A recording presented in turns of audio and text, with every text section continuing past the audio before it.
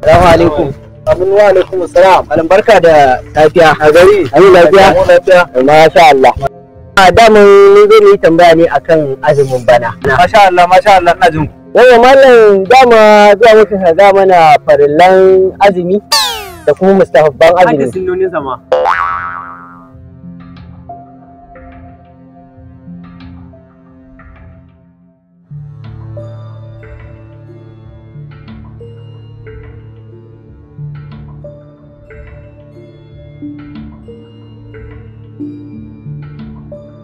To yanzu abin da zan ce da ku, abin da na duba a cikin littafi farlan azumi guda 5,000 ne.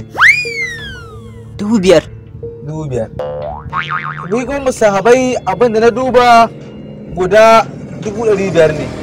Sunnoni kuma guda 1000. Malam ya isa ka. Ba sai ka faɗa mun gode Allah saka da alheri. Allah saka da alheri. Sunnonin alwa sallar kace sunnonin farilla guda 5,000 wannan 500 mun gode Allah. No. Ni da ilimi na? Ka ji yaran mu.